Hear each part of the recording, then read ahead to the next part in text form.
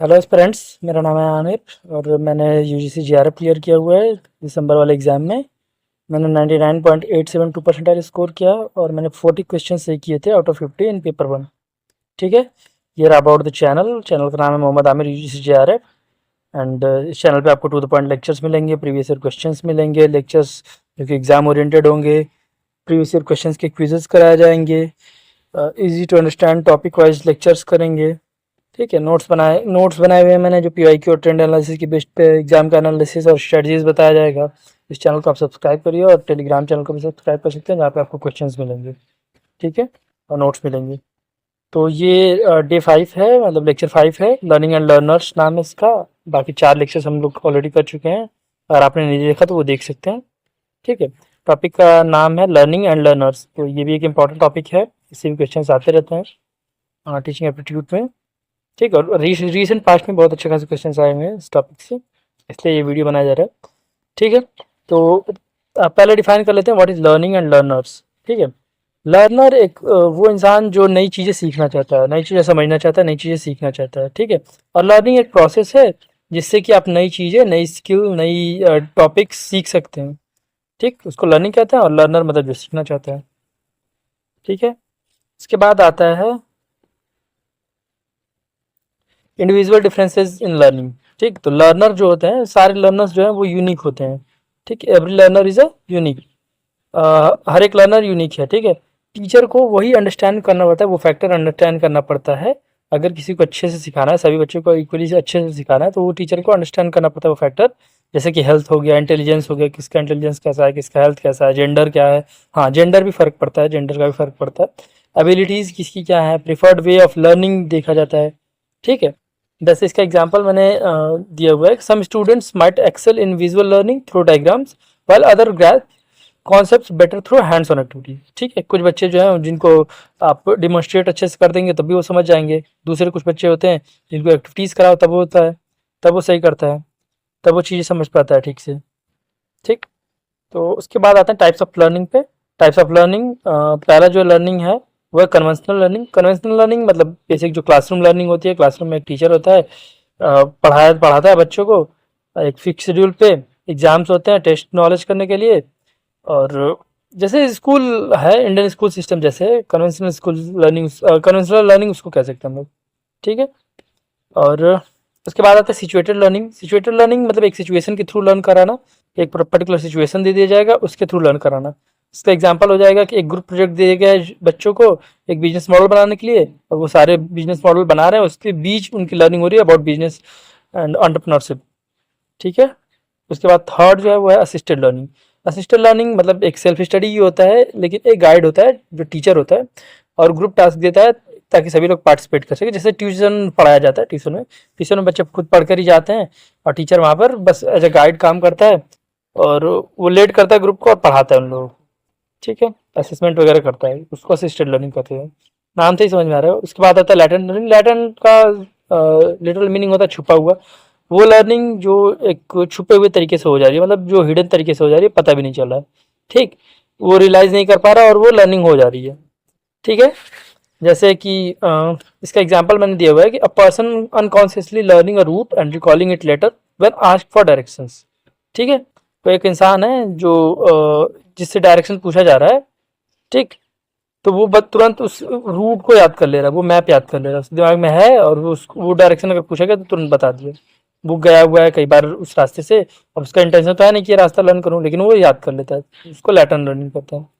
ठीक है। उसके बाद लर्निंग प्रोसेस में आता है। तो लर्निंग प्रोसेस का सिंपल मीनिंग होता है कि न्यू नॉलेज और स्किल को गेन करना। एक लर्निंग लर्निंग कोई लर्निंग प्रोसेस क्या है बोला गया है यहाँ पे।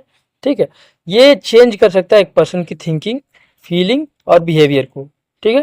For example, mastering a new language improves communication and cultural understanding. एक नया लैंग्वेज अंडरस्टैंड करना, लाइक हम लोग तो हिंदी बोल रहे हैं, कुछ जगह पे हैं जहाँ पे नॉर्थ ईस्ट में जाएंगे तो वहाँ की अलग रीजनल लैंग्वेज है, ट्राइबल एरिया में अलग रीजनल लैंग्वेज है। तो अगर वो लैंग्वेज आप सीख लेंगे तो वो वहाँ का कम्युनिकेशन इंप्रूव होगा आपका, एक तो पहला, और दूसरा कल्चरल अंडरस्टैंडिंग होगी उन लोगों का। ठीक है। और इसका एक ये भी है एक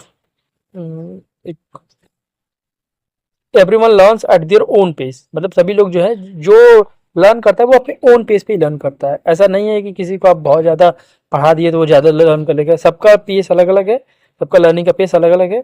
ठीक है। इसके बाद learning fatigue fatigue fatigue fatigue मतलब कि जब बहुत ज़्यादा कोई पढ़ लेता है एक अच्छे खासे ड्यूरेशन के लिए तो वो थक जाता है, उसके बाद लर्न करना उसके लिए मुश्किल हो जाता है। ठीक है। जैसे कि एग्जांपल है कि आप लोग का भी सेशनल या फिर एग्जाम जब होता होगा तो कई लोग होते हैं जो पूरी रात पूरे सेमेस्टर नहीं पढ़ेंगे लेकिन पूरी रात पढ़ के जाएंगे। ठीक है। लेकिन पूरी रात जग के गए, पूरी रात रट्टा मार के गए, पूरी रात पढ़ के गए तो वो एग्जाम में डिफिकल्टी फेस करते हैं। ठीक है। फोकस करने में। इसके बाद आते हैं हम लोग learning to learn. Learning to learn मतलब कि सीखने के बारे में सीखना। ठीक है। मतलब कि एक एग्जांपल देखा जाए तो डेवलप करना नोट टेकिंग स्ट्रेटजी ताकि इन्फॉर्मेशन को अच्छे से रिटेन कर लिया जाए। जैसे हम लोग बहुत सारे लोग हैं जो कई बार यूट्यूब पे सर्च करते हैं या फिर टीचर से हम लोग पूछते हैं कि हम लोग नोट्स कैसे बनाएं। अब नोट्स बनाने का पर्पज़ क्या है? कोई चीज़ कोई हमें पढ़ा रहा है तो वो चीज़ सीखे, तो उस चीज़ के बारे में हम सीख रहे हैं नोट टेकिंग के बारे में, तो वो लर्न कर रहे हैं हम लोग कि लर्निंग कैसे किया जाए। ठीक है। इसके बाद बिहेवियर इन लर्निंग तो before teaching learners current level is called entering behaviour. दो तरीके का बिहेवियर होता है लर्निंग में। पहला होता है इंटरिंग बिहेवियर, मतलब जब वो करंट लेवल जो होता है बच्चे का लर्निंग सिखाई जाती है उसको इंटरिंग लेवल कहते हैं, इंटरिंग बिहेवियर कहते हैं। और उसके बाद दूसरा होता है टर्मिनल बिहेवियर, जब वो डिजायर्ड लेवल पे लर्निंग उसकी पहुंच जाती है। ठीक है। टीचिंग करने के बाद तो उसको टर्मिनल बिहेवियर कहते हैं। ओके। ठीक है। जैसे एग्जांपल है बिगिनर पियानो स्टूडेंट जो है वो अभी इंटरिंग बिहेवियर पे और प्रोग्रेस करता जा रहा है, एडवांस लेवल का पियानो अगर बजाने लगा तो उसको टर्मिनल बिहेवियर कहते हैं। उसके बाद ट्रांसफर ऑफ लर्निंग, तो transfer of learning means using what you already know in new situation. ठीक। इसके तीन चार टाइप्स हैं। पॉजिटिव ट्रांसफर, पॉजिटिव ट्रांसफर मतलब कि पॉजिटिवली ट्रांसफर होना कोई लर्निंग का। अगर मान लीजिए कोई पियानो सीखा हुआ है तो वो धीरे धीरे पियानो सीखा हुआ है तो अचानक में उसी के हेल्प से वो गिटार बजाना सीख गया, या फिर कोई सितार सीखा हुआ है तो उसी के हेल्प से गिटार गिटार बजाना सीख गया। ठीक है। उसके बाद निगेटिव ट्रांसफर, निगेटिव ट्रांसफर मतलब निगेटिवली ट्रांसफर होगा, मतलब कि वो जो लर्निंग है वो निगेटिवली ट्रांसफर करेगी। जैसे इसका एग्जांपल मैंने लिखा हुआ है कि लेफ्ट साइड पे अगर हम गाड़ी चलाना सीखते हैं तो अब सीखा हुआ हमने लेफ्ट साइड पे ही है, उसके बाद जब हम राइट साइड से ड्राइव करेंगे तो हमें कन्फ्यूजन होने लगेगा। ठीक है। वो निगेटिव ट्रांसफर में आ जाएगा। उसके बाद जीरो ट्रांसफर मतलब कोई ट्रांसफर ही नहीं हो रहा है उसके लर्निंग में, क्योंकि अगर इसका एग्जांपल मैंने लिखा हुआ है कि कुकिंग सीख लिया हमने, वो कभी हेल्प नहीं करेगा कि हमें कोड करे, मतलब कोई मेल नहीं है एक लर्निंग से दूसरी लर्निंग में, कोई मेल नहीं है। पॉजिटिव ट्रांसफर में ये होता है कि एक लर्निंग से दूसरी लर्निंग में मेल हो रहा है, वो लर्निंग हमारी काम आ रही है। नेगेटिव लर्निंग में हो रहा है कि वो लर्निंग काम नहीं आ रही है, उल्टा कन्फ्यूजन क्रिएट कर रहा है। और नियर ट्रांसफर में ये होता है, जीरो ट्रांसफर में ये होता है कि लर्निंग का कोई मतलब ही नहीं है। ठीक है। इसके बाद नियर ट्रांसफर, नियर ट्रांसफर का मतलब कि आसपास की चीज़ें, मतलब जैसे कि कोई एक लर्निंग है तो अब उसके अप्लाई जहाँ पर वो हम लर्निंग कर रहे हैं वो आसपास की चीज़ मिलता जुलता चीज़ है। ठीक है। जैसे इसका एग्जांपल दिया है कि मल्टीप्लिकेशन स्किल्स अगर हमें आता है, डीआई में अगर मल्टीप्लिकेशन स्किल्स आता है तो हमें इजी होता है परसेंटेज के सवाल लगाने में, परसेंटेज का, या फिर मैथ्स में भी अगर हमें डिस्काउंट्स के सवाल लगाने हैं तो फिर अगर हमें कैलकुलेशन अच्छे से आता है मल्टीप्लिकेशन स्किल्स तो वो हम इजीली यूज कर सकते हैं, तो वो नियर ट्रांसफर में आ जाएगा। फार ट्रांसफर का मतलब कि वो कहीं से कहीं बहुत दूर की चीज़ है, बहुत रेयरली कुछ मैच करता है। जैसे कि टीम वर्क स्किल जो हम लोग है स्पोर्ट्स में, क्रिकेट में एक कैप्टन होता है, वो अप्लाई करे अगर वर्क प्लेस प्रोजेक्ट पे, वो ज़्यादा काम नहीं आएगा, इसलिए फार ट्रांसफर। उसके बाद हायरो ट्रांसफर मतलब डेलिबरेटली अप्लाई करेंगे प्रॉब्लम सॉल्विंग को टेक्निक्स, मतलब हायरो ट्रांसफर मतलब ट्रांसफर हो नहीं रहा है लेकिन आप कोशिश कर रहे हैं ट्रांसफर करने का। ठीक है। मतलब बहुत रेयरली, वो भी उसका मुश्किल है लेकिन वो करना पड़ रहा है आपको, और करने की कोशिश कर रहे हैं, वो ज़्यादा हो नहीं रहा, इफेक्ट ज़्यादा नहीं पड़ रहा। लो ट्रांसफर का मतलब कि आपने कोई स्किल सीखी हुई है और वो स्किल में जो दूसरे काम आप कर रहे हैं उसमें इजीली हो पा रहा है। जैसे कि आप ईमेल कंपोज कर रहे हैं, ठीक है, तो आपकी टाइपिंग स्किल जो है, टाइपिंग सीखी हुई है तो वो ऑटोमेटिकली उसमें काम आएगा। ठीक। तो ये खत्म हुआ। इसके बाद self regulated learning, self regulated learning का मतलब कि अपनी स्टडीज को खुद से ही मैनेज करना। ठीक। इसके अंदर आता है it involves planning, setting goals, practising regularly, checking progress. ठीक है। इसका एक साइकिल होता है सेल्फ रेगुलेटेड लर्निंग का। पहला जो होता है एनालाइज करना टास्क को, पहला है कि क्या टास्क है, क्या करना क्या है। ठीक है। उसके बाद गोल सेट करना, उसके बाद गोल सेट करना कि क्या हम सीखना चाहते हैं। ठीक। उसके बाद डिवाइस करना प्लान को, प्लान को स्पेसिफिक स्टेप्स में डिवाइड कर देना। कि प्लान को कैसे करना है, एग्जीक्यूट कैसे करना है। इसके बाद इनएक्टिंग प्रैक्टिस एंड स्टडी, इसके बाद जब जो प्लान बना लिया उस पर हम लोग अपना प्रैक्टिस करना शुरू कर दिए, स्मॉल स्टेप्स लेना स्टार्ट कर दिए। इसके बाद रेगुलेटेड लर्निंग, मतलब वही मॉनिटर करना प्रोग्रेस को, ठीक, और एडजस्टमेंट बनाना अपने प्लान के हिसाब से। इसके बाद लर्निंग प्लेट्यू का मतलब होता है कि प्लेट्यू का मतलब एक होता है जहाँ के बाद आपकी जो लर्निंग है वो सैचुरेट हो जाती है, उसके ऊपर नहीं बढ़ पा रही है, वो वहीं पे रह रहा है एक हिसाब से। प्लेट्यू का मतलब ये होता है, तो लर्निंग प्लेट्यू का भी यही हो सकता है, ठीक। अ, ये टेम्पररी होता है, कॉमनली टेम्पररी होता है, ठीक है। इम्प्रूवमेंट के बाद रिज्यूम भी हो जाता है ये।